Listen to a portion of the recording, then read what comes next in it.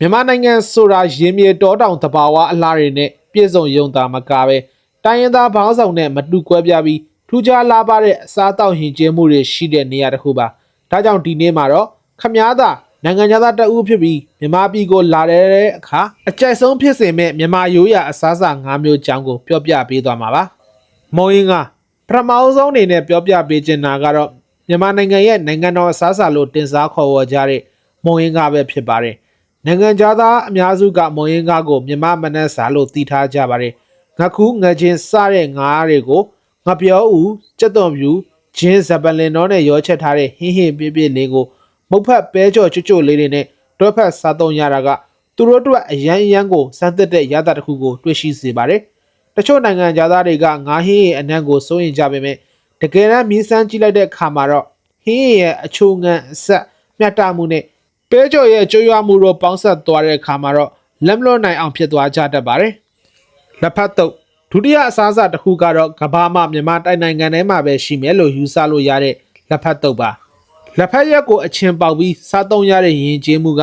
နိုင်ငံသားတွေအတွက်အရန်ကိုထူးဆန်းအံ့ဩစရာပါ။အချင်းပေါက်ထားတဲ့လက်ဖက်သားရဲ့ခါသက်သက်အရသာရဲ့ပဲမျိုးစုံအကျော်စုံရဲ့ဝါလို့ကောင်းတဲ့အထီးတွေရဲ့ခရမ်းကျင်ဒီခေါ်ပြီးကြက်သွန်ပြူငိုသီးစိမ်းတို့ရဲ့လက်ဆက်မှုရဲ့ပေါင်းဆက်လိုက်တဲ့ခါမှာတော့ T-left select ဆိုပြီးကဘာကျော်သွားခဲ့တာဖြစ်ပါတယ်။ဒါဟာအစာပြေစာလိုအဓိကဟင်းပွဲလိုနဲ့သူတို့ရဲ့ဗဇက်ဖျားမှာဆွဲကြံစေခဲ့တဲ့အရသာတစ်ခုပါ။ရှမ်းခေါက်ဆွဲတတိယမြောက်အစားအစာကတော့ရိုးရှင်းပြီးလူတိုင်းပါးစပ်နဲ့အဆင်ပြေတဲ့ရှမ်းခေါက်ဆွဲပါ။စံနဲ့လှုပ်ထားတဲ့ခေါက်ဆွဲသားအီလေးပေါ်မှာကြက်သားဒါမှမဟုတ်ဝက်သားဟင်းအနှစ်ကိုစမ်းထားပြီးမြေပဲမုတ်နှမ်းမွေးမွေးလေးတွေနဲ့တွဲဖက်စားသုံးရတာပါ။အထူးသဖြင့်ရှမ်းကျင်မုံညင်းကျင်လေးနဲ့တွဲစားလိုက်ရင်အရသာကပိုပြီးပြည့်စုံသွားတတ်ပါတယ်။ရှမ်းခေါက်ဆွဲအရသာကတိတ်မေးလေးတလို့တိတ်လဲမဆက်တာကြောင့်ဆဆချင်းမြန်မာစားစာတွေကိုစမ်းစားမဲ့နိုင်ငံသားတွေအတွက်အထူးသင့်လျော်ပြီးလူကြိုက်အများဆုံးစည်ရင်ဝင်ဖြစ်ပါတယ်။အုံနိုးခေါက်ဆွဲ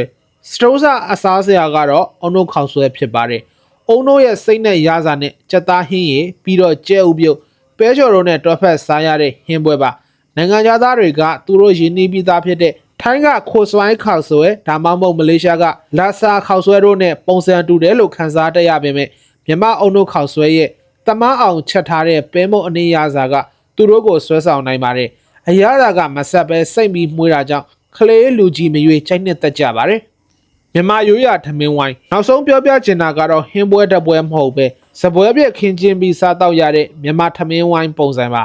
နိုင်ငံသားတွေအံ့ဩတာကကြက်သားဝက်သားစိတ်သားအစားရှိတဲ့ဟင်းမဲ့တမဲမှာလိုက်တာနဲ့ဘေးနာကအရန်ဟင်းတွေတိုးစရာအစုံငပိဟင်းရတောက်တွေအများကြီးပါလာတာကိုပါ